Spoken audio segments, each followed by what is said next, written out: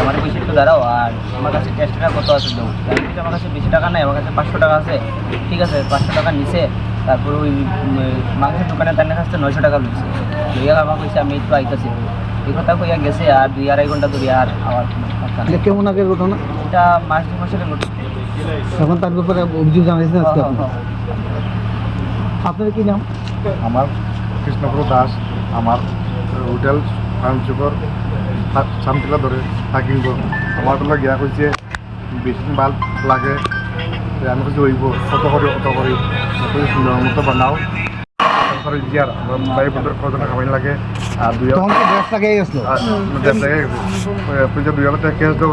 টুকটুকি driver আছে local. আমি বলছি লোকেল ড্রাইভার যে পয়সা টাইম পাইব, আমি প্যাকিং করছি 2,000 টাকা ক্যাশ দিচ্ছি।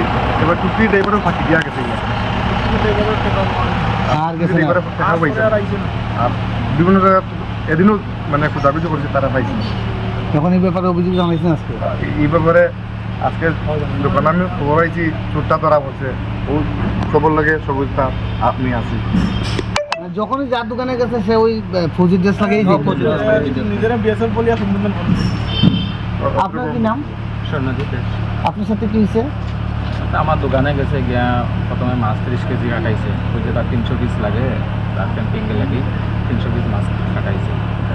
আমরা বলি 30 কেজি 300 পিস হয়ে যাইব। ইয়ে করছে না, দেখো আর 2 কেজি কম হয় তাইলে আরও ভালো। প্রায় 27 কেজি মাছ কাটাইছে। কাটানোর পরে আমার বলছে একসাথে তোমার টাকাটা দিয়ে, আর আমি এখানে সবজি আর খরচাটা দিয়ে আমার টাকা 2,000 টাকা দেয়। আমি টাকা 2,000 টাকা দিছি।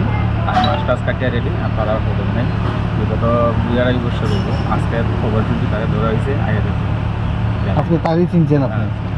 তখন যখন গেছিল তখন কি ড্রেস লাগানো আসলো না এমনি আসলো? ড্রেস লাগানো আসলো না, প্যান্টটা ড্রেস আছিল আর গেঞ্জিটা সাদা গেঞ্জি আছে, একদম মানে অফিসারের মতো। এখন আপনারা সবাই কি যাইতেছেন? সবাই তো আমরা এটাই চাই যে তাতে এরকম আর